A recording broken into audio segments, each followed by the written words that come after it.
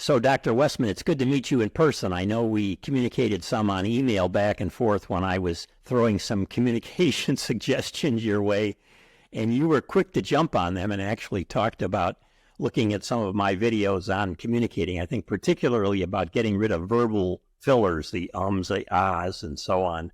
And that was a lot of fun. But let me tell you a little bit of story that I think that you'll be interested in, and then let's have some conversation about it. So I'm an academic too, PhD in communication. In fact, my latest book is on the movie A Christmas Story about the kid that wants the Red Ryder BB gun for Christmas. Oh, of course. Yeah, it's one of the most... Right? You'll poke your eye out. You'll shoot your eye out. That's the title of the book. In fact, it's the most searched term related to that.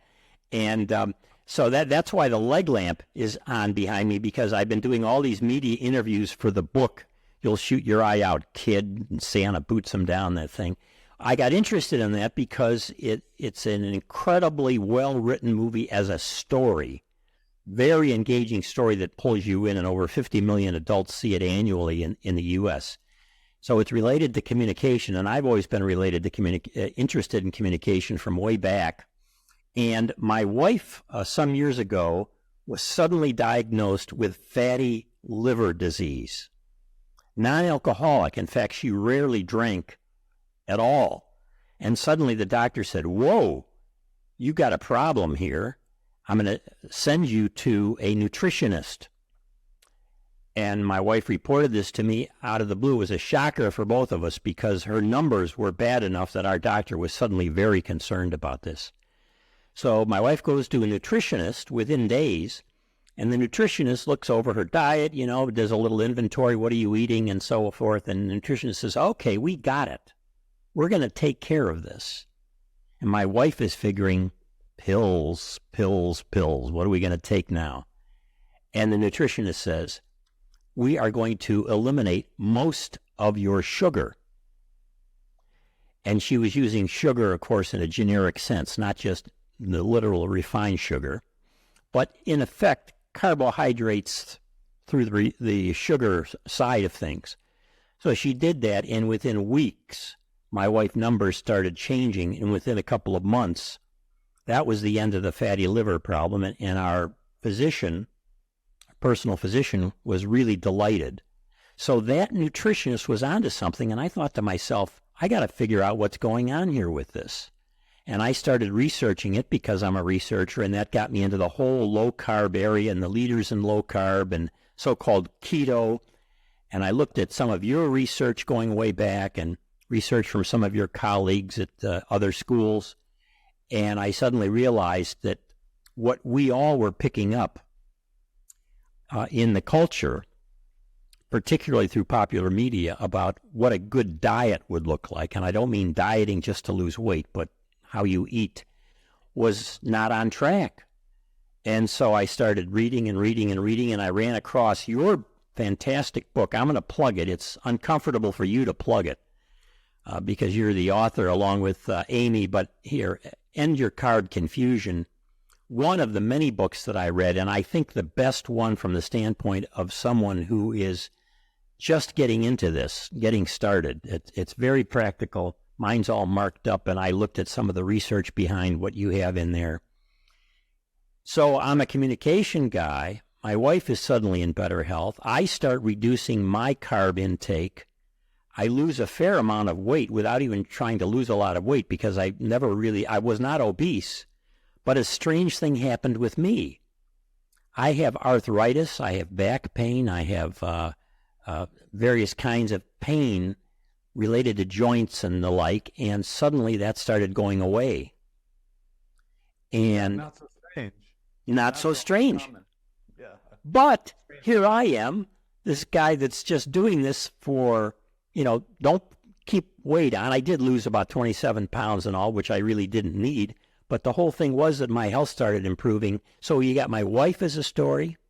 You got me as an academic looking into it as a story. And so now I've become an evangelist for low carb. Oh, great.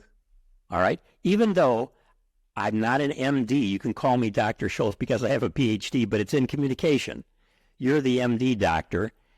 And so I thought it would be great to throw at you the 10 most common questions or comments that I get from people when I raise the low-carb issue, or sometimes I'll say keto. And this comes up all the time now because, for example, I don't eat desserts, at least sugary desserts. I'll have some berries or something like that, and people say, well, how come? I say, well, I'm low carb. This just happened again the other day. I said, I don't eat any carbs. And so these are the questions that I get. Let me throw them at you, see how you can do. You've probably heard all of these. I'll go along with this but if you can help me make my response better from a communication standpoint. Yes, I'm it. You Okay. bet. We'll do it right now because people who are going to be watching this are also thinking about them talking with other people, Yeah. So not just themselves. How do you handle people over the holidays? And that's Oh, yeah. So here's the first one. Everyone says that keto is just a diet fad. It's another diet fad. I don't do diet fads. I tried diet fads. Forget it. Keto's just another diet fad. What would you say in response to that? Well, it's the only fad that's never gone away. It always comes back. So that defies the definition of a fad. How is that? Yeah, that's good. And so the thing there is that word keto, right? Yeah. So people think new. That is people. They've changed the name of it. Yeah. It's hunter-gatherer, it's paleo, it's primal, it's Atkins, it's protein power, it's South Beach, and now it's keto. So I guess the name has come and gone, but the concept has been there, and it's not a fad concept. That is it. And that's what I say to people now, too. I say, well, low carb has been around for a long time. We've known health benefits of this going way back to early studies with children and so forth. And they're a little surprised by that. So they say, yeah, keto is low carb. I said, yeah, it's basically low carb. I'm glad that you, with your book, said low carb rather than emphasizing the keto, because I think to some extent the labels that you use for these things do come and go. Yeah, I think that, if you look at, I think internet searches even, keto peaked and now it's, fading a little bit. But I decided to change the clinic name at Duke to the Keto Medicine Clinic to just emphasize that it is a scientifically solid metabolism change. But not everyone needs to be keto. As Andrew Carb can say, and try to match the level of carbs to your metabolism. I'm glad you like the book. And I wish it was as sticky a name as You'll Poke Your Eye Out, because people will come in. I read your book as something like change your car. Rats. Titles are tough. I've written a lot of books. I was on the board of a big publishing company for a long time, and it's tough to know how to pigeonhole a title on something, just like the term that you use. So here's the second. Go ahead. You won't know it stands the test of time until time passes, right? There you go. To know what's sticky, yeah. And no one knows. Yeah. That's one of the dirty little secrets in book publishing. The publishers pretend like they know all of this, and they tell you, I've only gotten to the point with book sales in my more recent books where I have any power over the publishers to determine the title of the book. They would put some cockamamie title on there. But in any case, here's number 2. I just watch my calories. And a person who will say this to me typically is significantly overweight. And then they say, I just watch my calories. How do you respond to that? How is that working for you? Are you able to accomplish what you need to do by doing that? Yeah. Do you feel better? Do you feel better? If you try something, it doesn't work for what you're trying to do for 2 weeks, move on to something else. There are enough other options out there that if it's not working for you, try something new. Or you might say it's not the only way to do it. Are you still using a flip phone? Okay, that's a good one. They're back in, so be careful on that. Well, it's a smartphone. It's a flip phone. Yeah, right. Yeah. Yeah, so the whole calorie thing, calories in, calories out, Well, I guess the nuance behind that is that you may even be normal weight, but if the blood sugar is elevated, the blood glucose is elevated, you may have prediabetes or diabetes by watching calories. There's some prominent physicians who are doing exercise. One was swimming across the Maui Channel and back. Apparently not many people can do that. And he noticed he had this big belly. And he jokes that it was as big as his pregnant wife's belly.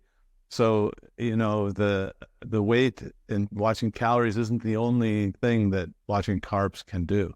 It can actually change your metabolism. Here's the one that I probably hear more than anything else right now. Well, I've got this under control. I just buy low-fat foods. Low-fat. Now, I should tell you in my own research on this, it was interesting to look in the literature at some of the graphs that showed the rise of all of the low-fat, high-processed foods and the growth of people, the percentage of the population that's obese. Yeah. So clearly, but that's correlation, not causation. All correct. Well, I think it is actually causation. Yeah. Well, again, how's that working for you?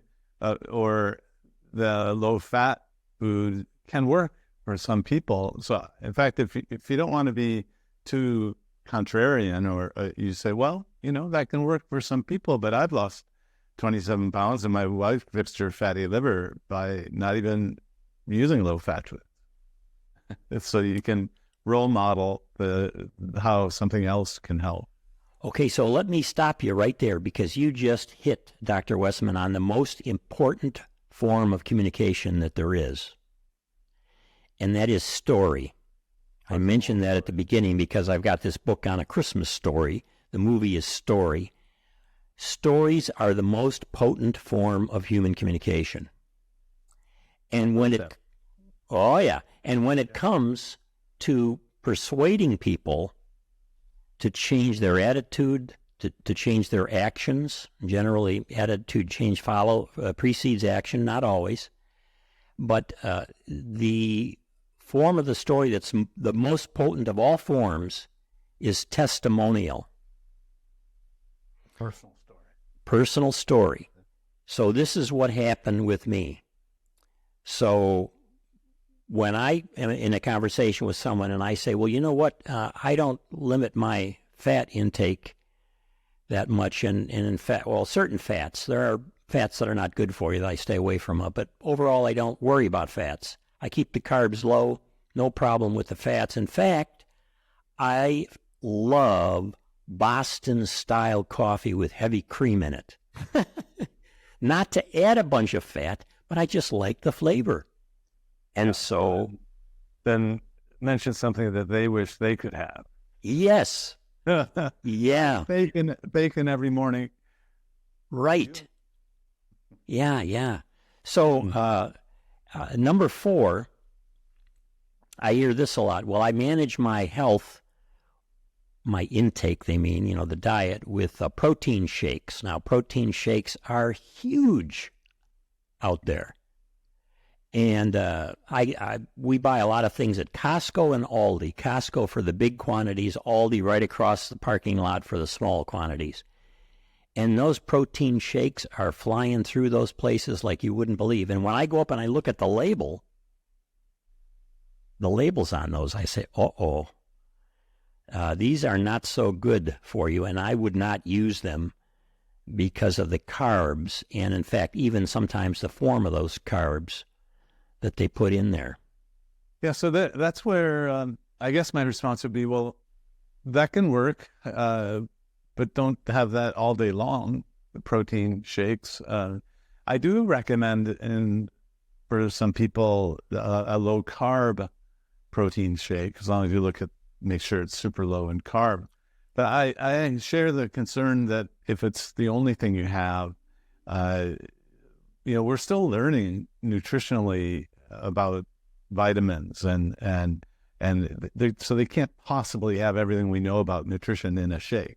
In fact, companies sell shakes and bars out of doctors' offices that cost an arm and a leg, but they put in all the vitamins and nutrition. So I guess I wouldn't be so hard to push back on that one, as long as it's low carb. But you're right, the real food is the best, I think. Not fake foods, not shakes. All right, here's number 5. Doctors agree with the established science, and then they'll say, my doctor agrees that you go with the food pyramid, recommended daily allowances. Sometimes they'll say to me, this keto stuff, it flies in the face of the scientific evidence. And I heard that from my doctor. Of course, you've probably heard this 1,000 times. I'm afraid I cringe when I hear the food pyramid on purpose. So I use a little body language. No, not the pyramid. There was no science done before the pyramid was put out. So actually most doctors don't know the science even. And as they say, the science says that, they say, well, it just must be science you don't know about. So I'm careful not to bash other doctors too much, and because if you've been seeing a doctor, you respect them for a long time, but just realize they don't have much nutrition training, and they probably learned about vitamin C from the orange juice commercials like you did. So they're going to be learning from companies that are selling their products. The food pyramid was one big sales pitch for American foods. The food companies lobbied the U.S. government to say people need to eat this. And so that's how it happened. It wasn't based on science. Would it be fair to say, Dr. Westman, that going through medical school today, the average student does not even have a full semester-long course on nutrition? Oh, yeah, correct. Yeah, not even, I would say not even a week on nutrition. Wow. Yeah, interesting side note on that. I was, I'm getting some sun on myself here, trying to get rid of that. I was invited by the Association of Emergency Room Physicians to speak to them, to their convention, on communicating with patients in an emergency situation, which is a whole thing in and of itself. How do you communicate with people when they're in deep emergency? And so I went back and looked at the research on it, and I discovered that there is some research on that. And one of the things is that if you don't know how to communicate with a person who's in an emergency in an emergency room, you're much more likely to get sued because they don't like you. And if you can communicate in a way where they trust you and they appreciate you, the same level of care, same quality of care, but just how they perceive you, you're much less likely to get sued. And I thought, isn't that interesting? And so I talked about that, and how is it that you can be personal with other people and give them a sense, I'm here with you now, we're going to take care of this. Right. I'm sorry this happened to you. So I didn't learn much nutrition through school, but I did learn in residency. So we get immersion training, medical school, and then residency. You're learning from other doctors, but you get firsthand. I learned, sir, you're having a heart attack, but I'm going to take care of you, and to allay the fear. In fact, I get that feedback from people who come to me watching YouTube or even my patients, that you seem to calm me down. You're so calm. That's just the way I'm hardwired, I'm afraid. But that reassurance that, not that you're going to live. I'm not sure you're going to live, but I'm going to take care of you while you're having this heart attack. So someone asked us about diet. One of the things to say is, hey, thanks for asking about that. I'd love to talk with you about it, and I'm not going to put any pressure on you to eat the way I eat necessarily, but it's a great thing to talk about. Let's have that conversation. Well, that's an important point, that a lot of people project onto anyone doing a diet that they're going to be proselytized. Yes. Well, that's the vegan thing, you know. How do you know someone's vegan? You know, spend a minute with them, they'll tell you. Yeah. How do you, someone went to Harvard? Well, you know, spend a minute with them, they'll tell you. How do you know someone went to Duke? You know, spend a minute with them, they'll tell you. So, but no, I think that separates the low carb world, generally speaking, that it's a scientific thing, not a proselytization. But you might care about your family and friends, and from a standpoint of caring, not proselytization, you can teach, right? Yeah, exactly. And again, to be that role model. The insulin thing is very interesting to me. And this I run across frequently with older friends who are very obese, and they're really loading themselves up with insulin. And they say to me, well, I just take my insulin to control my blood sugar. I don't need to worry about this carb thing. Oh, yeah, that's just so enabled by the system, isn't it? So actually, the research shows that you can reverse type 2 diabetes even if you're on insulin with the right lifestyle. And I mean, it was the weight loss surgeons that years ago had the kind of monopoly. There was a paper that said, who knew that diabetes was a surgical disease? Because, you know, you make the stomach this big, people don't eat, they lose 100 pounds, the diabetes goes away. In fact, they cut the insulin out on the first day after the surgery. So a low-carb diet is not surgery. It's what I use, or a very low-calorie diet can actually reverse that type 2 diabetes.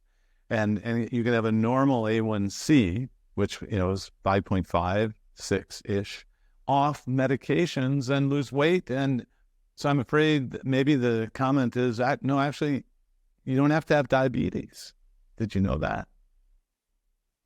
That's it.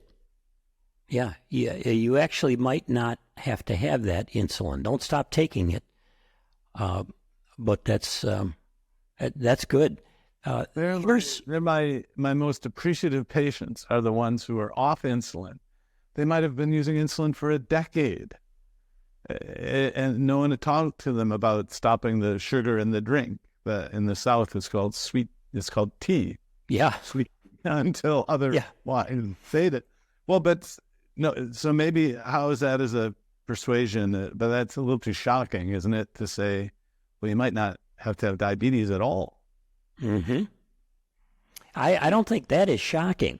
It's a fact.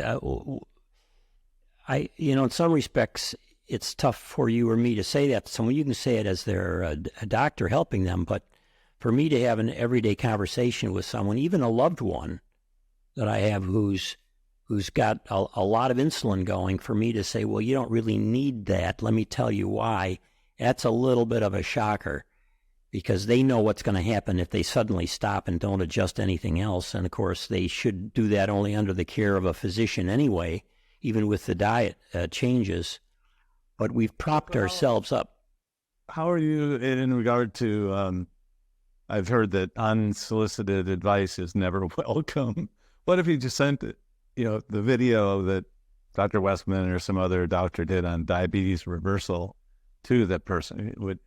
Hey, could I send you a video to take a look at or something? Or is that too much? I guess it's not too much. A couple of the videos that you've done that were, I guess, introductions to your ADAPT Academy, where you had the testimonials from people who had been in it before. Yeah. Those videos are golden. Okay. Of all the things that you could provide that would be persuasive, it's those. And I've noticed this too when I look at some of the numbers on YouTube of the things that people are watching that are diet related. There are those that are more theoretical or more academic or that kind of thing. Some of those do well, particularly if it's a well-known personality doing them. But the ones where they have guests or a case study, there's one of the low-carb folks in the low-carb down under or whatever it's called. I can't remember his name. I think it's Mason maybe. Paul Mason, yeah. Paul Mason, who will, when he does presentations, he will frequently do one or two case studies and say, here's the person before, here's the person after, here's how things went, some of the numbers. And that stuff is just golden. It's, again, it gets back to that's the story of what happens. And that story can be your story. Right. You know? And I think, actually, Dr. Westman, we're made this way. We're built this way. The term I like to use is we're created. Our createdness is such that we're attracted by stories, and they lure us in. And if it's and then the idea that I want to be like that. I want to be like that. I want to have that story. Yeah. We call that identification in my field. You can identify with that. Ooh, that's me too. And I want to be like that.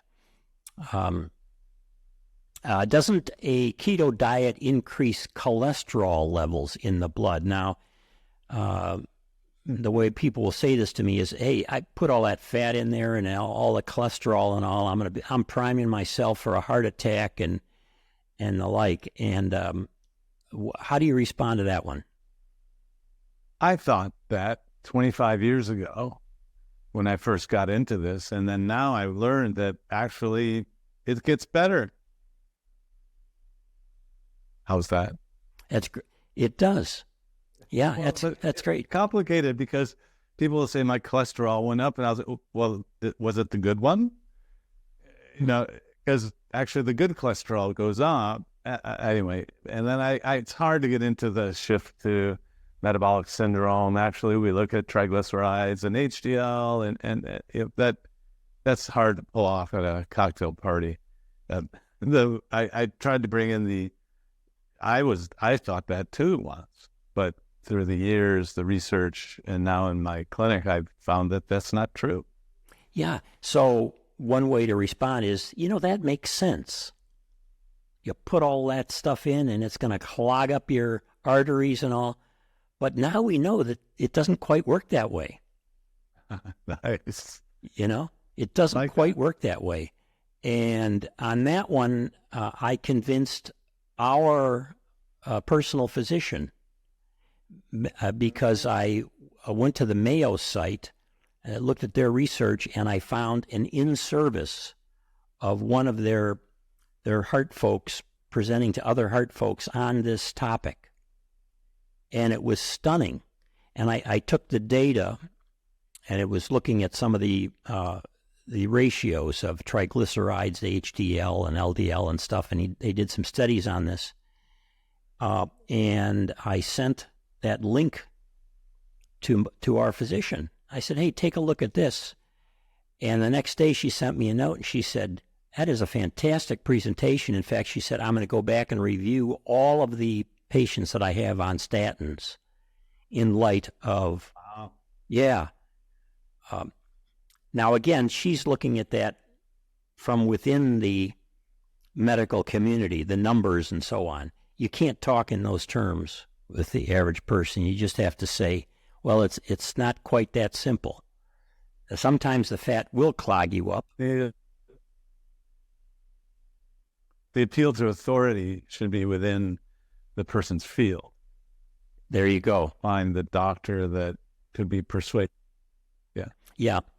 Yeah. And who do people look up to? You sent me a link. I think it was from something on Twitter by one of the female singers, popular singers. Do you remember that? That talked about being on keto or low carb, I can't remember, and what a difference it made. And you said, the interesting thing here is that, and that's a singer that I didn't know, but my daughter and other younger folks would know. Yeah. Oh, the Disney star. That's it. Raven. That's it. Yeah. Yeah, that. So everyone knows her. Well, the Cosby Show was our generation. Yeah. And then she grew up, and most people know her from the Disney Channel. And yeah, I think so. Again, that's the identification of someone who's my age. Well, what was the saying? Don't trust anyone over the age of 35, or especially don't trust the government. They used to say that, yeah. Yeah. Well, now maybe it's 20. Oh boy. Yeah, if someone comes in at a certain age group, I'll just, it must be Instagram, or and then, but that even shifts. That changes the venue where people are learning. But let's go back to that appeal to authority, or the testimonial from a movie star can be. Everyone knows Rob Lowe is advertising for the Atkins Company, which is still low carb, not sure keto. Yeah, we're on number 9 now, and this is an interesting one because you're involved in this too. And that is, people will say to me, I've watched a bunch of those YouTube videos on keto, and they don't agree on what keto is. And you know what? They are right. Yeah, we call that internet keto, and I don't agree with most of what those people say. There's the language thing, that name thing. Low carb has stood the test of time, and if the low carb is low enough, it becomes keto. Yes, exactly. And there are so many people out there. When I first had this situation with my wife and I started doing the research and I looked up keto, and I got, of course, the most popular current YouTubers. Right. And it was some of the craziest stuff. I remember watching younger women who were doing videos that had been on what they considered a keto diet for 2 weeks. And they were talking about all the benefits, and this was the future and all. And I'm thinking, well, okay, 2 weeks. They probably lost a lot of water, but I don't think I would go on and say 2 weeks, your problems are all solved. Well, it seems like there's a method of learning now of, you don't watch the video yet, you look at the top 10 comments. And I don't, you must have, maybe it's in your book, of how, that could actually be scammed, couldn't it? I mean, if someone had a bot saying the top 10 comment, what a great doctor. So that's happened for me. I have some videos out there and people say, well, those first 10 comments are great. And then they start listening. But you always want to consider why people did the keto diet. Can you identify with their reason? So if someone didn't reverse diabetes, don't look to them for diabetes advice, even though the name's the same. Good point. Yeah, you have to get into it a little bit more, look at the context of what's going on, and that's what causes difficulties, because the more of these different videos you get into, the more confused you're going to get. So just to plug your book again, End Your Carb Confusion. Confusion is the issue when you have different kinds of information and coming from different kinds of people, whether they say they have an MD or a PhD or who knows what they say. You still have to look a little more deeply at it. And don't look at just one video. If you're going to go on and look at videos, look at a few of them from a particular source and then see what you think. Are they consistent? Are they selling a lot of product? Yeah. Okay. Wow. Whoa. Avoid those. Avoid those right away. You're getting into issues there. So there is a problem with all these disagreeing voices out there. We just have to admit that. I'm glad you're in the arena, Dr. Westman, and you've got a really good voice out there. And when you started doing the response videos, where you would take somebody else's video and then respond to it up in the box, and stop it here and there and talk about the study or whatever. I thought that was just terrific because you were providing that extra critique that you need to make sense of this crazy marketplace. Wait, that's my training in internal medicine, and there's a Society of General Internal Medicine that really is kind of the critics of medicine. We do reviews, so that it kind of makes sense. That was my personality going into it, sort of, being the referee about, it also makes it so that I don't have to spend hours and hours making the content, because I'm actually busy in my office in the clinic. So I had to figure out a way to generate the content, yet not be responsible for making the 20-minute video. I mean, it takes a lot of time. Yeah, most people don't understand that. But anyway, thank you. Those reacts. Actually, we have a mid-20-year-old-ish guy who is in that world doing that for us. So if it looks a little odd to us older folks, I'm sorry for those expressions. That's just the way it's done, Yeah, that's a whole approach right now that's very, very popular and very effective with younger folks. They love those things, absolutely love them. In fact, there are people now who are just taking some of the really popular videos that are out there on different topics, whatever it is, not even health related, and doing reaction videos, and they're getting phenomenal numbers of viewers. So number 10, here's the last one. Why don't I just skip breakfast? People say this to me all the time. I don't need to worry about my health, what I'm eating, and so on. I just don't eat breakfast. How's that working for you? Well, and how is that working for you? Well, so if you, in the context of a day, if that would cut down a third of the calories, let's say you had 3 meals, and then it might work. But if you have a lot of weight to lose, so you stored a lot of fat on your body, you have diabetes, other metabolic issues, it doesn't work because you're still hungry, and you're going to eat up those other meals, and you're not going to draw upon the body fat. Intermittent fasting became very popular. Dr. Jason Fung is a great communicator. I'm sure you've watched some of his videos. But if you listen to him, you would think you have to do intermittent fasting. That's not true. Intermittent fasting is just one of many different ways to do it. And even then, you want to be careful on the sugar when you intermittent fast. So there, I guess, if someone asked for advice, I'd say, well, dropping breakfast won't help if you don't drop the sugar later in the day. Yeah, I've actually seen a couple of videos lately on this, Dr. Westman, where the recommendation is, well, don't eat between dinner and bedtime. And if you just protect that time, particularly, that late night snacking stuff and all, just don't do that. And then eat breakfast, you're fine, because you've got, in a sense, a fast from dinner until breakfast. Yeah. Well, how's that working for you? Yeah. It usually doesn't work, because if you're eating that same set of foods, it's still stimulating the glucose and the insulin rise, and it locks up your fat store. Yeah, for the rest of what you're eating, you've got to get the carbs down. That's the key. So if you're gonna contact or be in touch with this person every week at church or something, say, well, let's talk in a couple of weeks, see how that's doing, how that's going.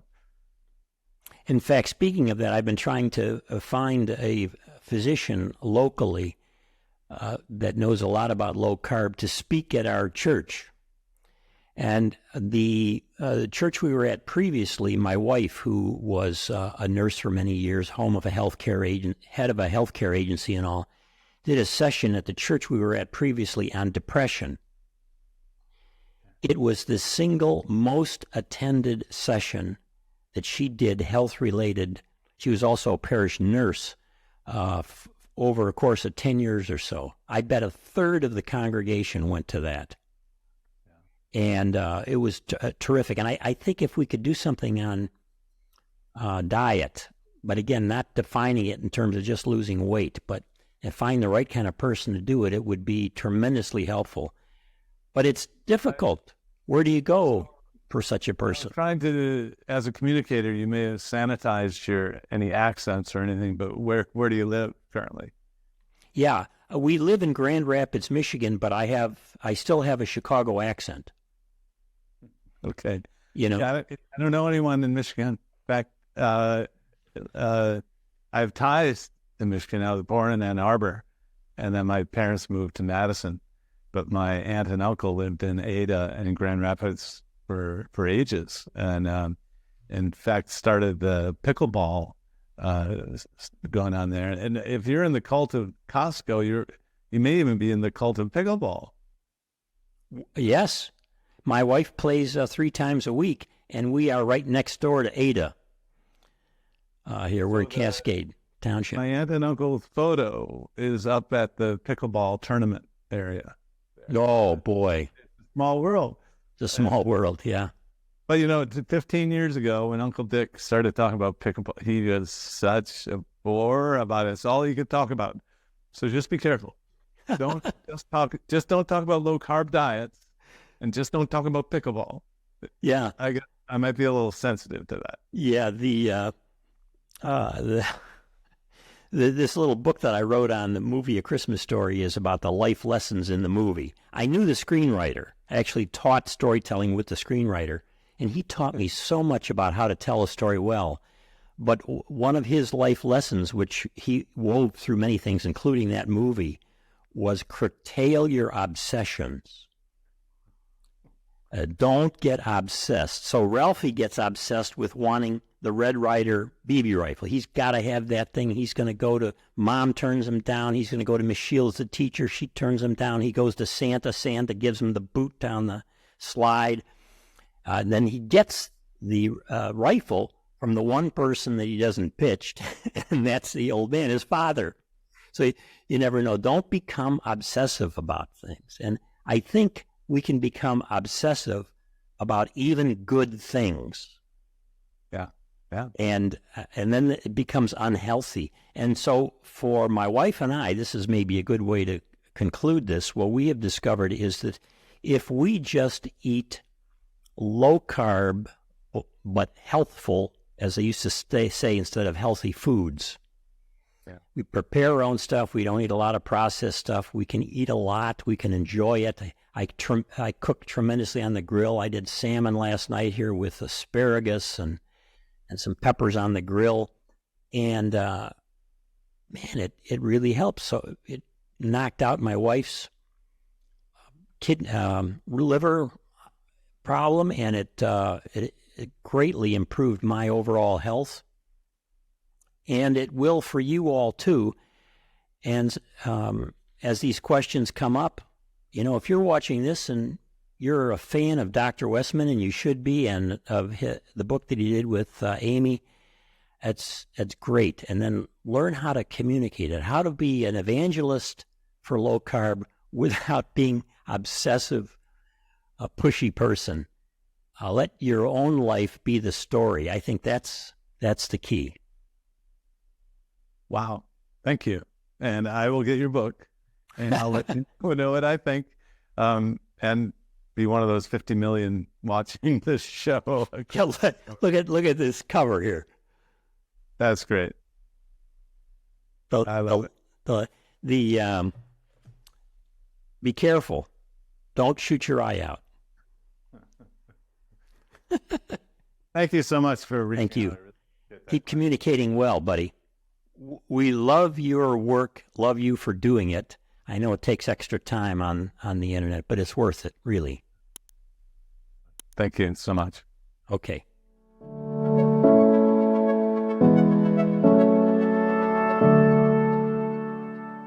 If you enjoyed this video, be sure to like, subscribe, and hit the notification bell, and check out adaptyourlifeacademy.com.